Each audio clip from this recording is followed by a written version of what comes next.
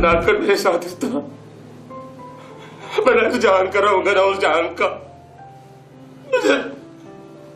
माफ कर दे एकदम। इंसान अपने माहौल से बहुत कुछ सीखता है, बल्कि उसका खानदान भी उसके माहौल का ही एक जुज्व होता है जिसके दरमियान उसकी नशोनुमा मुकम्मल होती है। बल्कि कवी इम्कान इस बात का होता है कि इंसान वही शोबा इख्तियार भी करे जिससे उसके इर्द गिर्द के लोग मुंसलिक हैं। लेकिन बहुत कम लोग ही ऐसे होते हैं जो उस काम से मुकम्मल तौर पर इंसाफ भी कर पाए। बड़े बाप के बच्चे अक्सर बड़े नहीं हुआ करते क्योंकि उनके ऊपर एक ऐसा तनावर दरख्त होता है जो उन्हें फलने फूलने नहीं देता। लेकिन अदनान जिलानी का शुमार खुशकिस्मत तरीन फनकारों में होता है जो बड़े बाप के नाम की जिम्मेदारी कांधों पर उठाए शोबिज में आए और फील्ड में अपना नाम मनवाया और अपना रास्ता खुद बनाया। अदनान जिलानी 70 की दहाई में कराची शहर में पैदा हुए। उनके वालिद कुर्बान जिलानी का शुमार पाकिस्तान के सफ़े अव्वल के अदाकारों में होता है जिनके क्रेडिट पर जहां तुम वहां हम और अल बेली जैसी सुपर हिट फिल्म्स हैं। कुर्बान जिलानी न सिर्फ मायानाज अदाकार थे बल्कि वो बैक वक्त सदाकार, रेडियो होस्ट, थिएटर और स्टेज के बेहतरीन अदाकार भी थे जिनके मुआसिरीन में मोहम्मद अली और मुस्तफ़ा कुरैशी जैसे आला फनकार थे। कुर्बान जिलानी के बड़े फर्जंद होने की हैसियत से अदनान का बेशतर वक्त अपने वालिद के साथ गुजरा और बहुत बचपन से ही Adnan Jilani stage, theatre, drama और फिल्म की तरफ रागिब थे और गर्मियों की छुट्टियों में बाकायदगी से अपने वालिद के साथ शूटिंग्स पर जाया करते थे। उनके छोटे भाई कामरान जिलानी भी अदाकारी में अपना कोई सानी नहीं रखते। अगर ये कहा जाए कि एक्टिंग उनके घर की बांधी है तो ये कहना गलत ना होगा क्योंकि अदनान जिलानी के छोटे भाई कामरान जिलानी भी बेहद कामयाब अदाकार हैं जो अब तक 500 से ज्यादा ड्रामों में अपनी उम्दा अदाकारी के जौहर दिखा चुके हैं। अदनान जिलानी की तालीम की बात की जाए तो उन्होंने इब्तदाई तालीम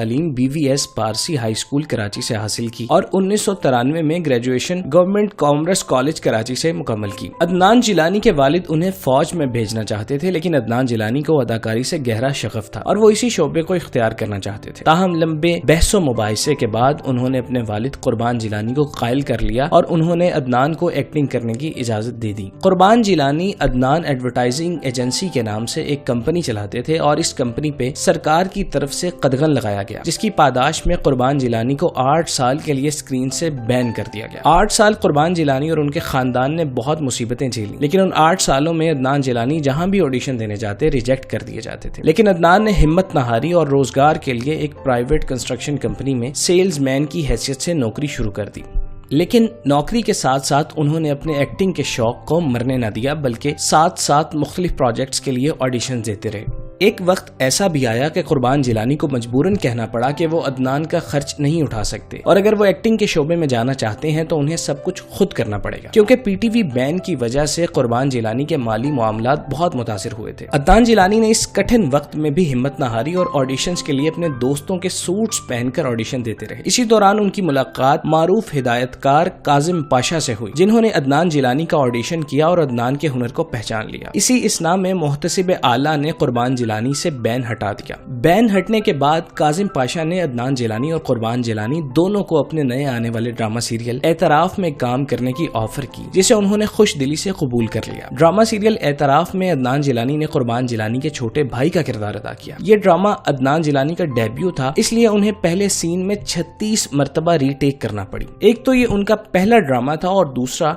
अपने वालिद जो कि खुद एक मायानाज फनकार थे उनके सामने परफॉर्म करना खासा मुश्किल काम था। ताहम डायरेक्टर की सपोर्ट से उन्होंने कामयाबी से सीन मुकम्मल कर लिया। इस ड्रामे में उन्होंने शहाब नामी एक नेगेटिव कैरेक्टर किया था जिसे बहुत पजीराई मिली क्योंकि ऐसा बहुत कम देखने में आया है कि बाप बेटा एक साथ इस तरह के रोल्स में नजर आए। ड्रामा सीरियल शाम से पहले में जवार शाह नामी किरदार ने उनकी शोहरत में बेपनाह इजाफा किया। ये क्या बुझवाती रहती है, बताओ मुझे, बता दे अगर बताना है तो मुझे। तुझे ही बताऊंगी पुत्र, तुझे ही बताऊंगी। ठीक है, जब बताना हो तो मुझे बता दीजिएगा, अभी तो जाने देना मुझे।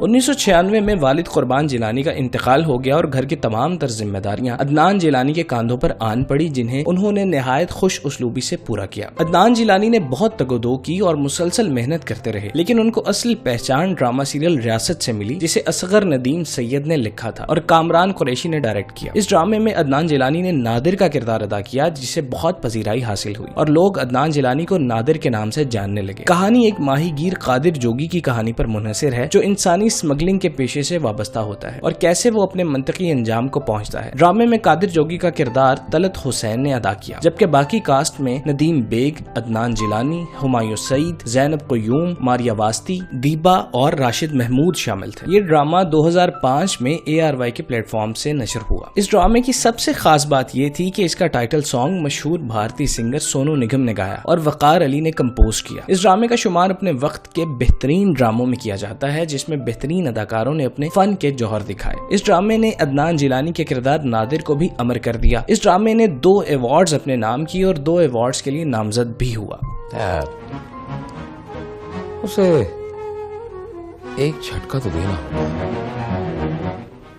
اور وہ میں تو اس کے بعد عدنان جیلانی نے بہت سے ڈراموں اور ٹی وی پروجیکٹس میں کام کیا، لیکن ان کا ایک اور ڈرامہ رہائی بہت مقبول ہوا جس میں انہوں نے نعمان اعجاز کے والد کا کردار ادا کیا۔ ڈرامے کی اسکرپٹ فرحت اشتیاق نے لکھی جبکہ مہرین جبار نے ڈائریکٹ کیا۔ ڈرامے کی کاسٹ میں نعمان اعجاز، سمینہ پیرزادہ، ماریا واسطی، عدنان جیلانی، منور سعید، دانش تیمور اور سنگیتا شامل تھے۔ یہ ڈرامہ کشف فاؤنڈیشن کے اشتراک سے بنایا گیا جسے بین الاقوامی سطح پر نشر کیا گیا۔ ڈرامہ سیریل چبھن میں بھی وہ سائیڈ رول میں دیکھے گئے۔ ڈرامہ سیریل چبھن ڈاکٹر سید علی ارسلان کا لکھا ہوا شاہکار اسکرپٹ تھا جس میں عدنان جیلانی کے ہمراہ نعمان اعجاز، سہیل احمد، عاصم بخاری، شبیر جان، صبا قمر، سارا خان اور سلیم شیخ نے کام کیا۔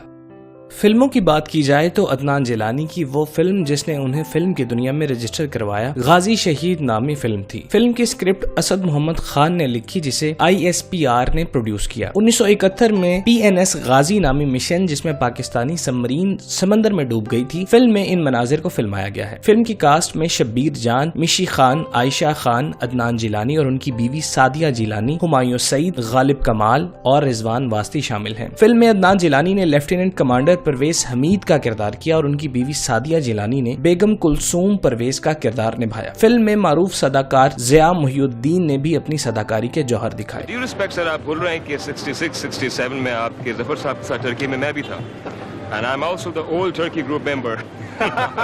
3 دہائیوں پر محیط کیریئر میں عدنان جیلانی نے تمام بڑے اداکاروں کے ساتھ کام کیا۔ ان کے قابل ذکر ڈراموں میں وہ عشق تھا شاید، چھوٹی چھوٹی خوشیاں، چبھن، ہلکی سی خلش، انہونی اور انوکھا لاڈلا شامل ہیں۔ عدنان جیلانی کو 2011 کے لکس سٹائل ایوارڈز میں بہترین اداکاروں کی فہرست میں نامزد کیا گیا۔ عدنان جیلانی نے 2 شادیاں کی۔ ان کی پہلی بیوی سعدیہ جیلانی تھی جنہوں نے ان کے ساتھ متعدد پروجیکٹس میں کام کیا، لیکن یہ شادی کچھ ذاتی وجوہات کی وجہ سے چل نہ سکی۔ بعد ازاں عدنان جیلانی نے نیہا نامی خاتون سے شادی کی جن کے ساتھ وہ ہنسی خوشی آباد ہیں۔ عدنان جیلانی آج کل مختلف ٹی وی پروجیکٹس پہ کام کر رہے ہیں۔ حال ہی میں انہوں نے عدنان جیلانی کے نام سے کپڑوں کا برانڈ لانچ کیا تھا جسے وہ نہایت کامیابی سے چلا رہے ہیں۔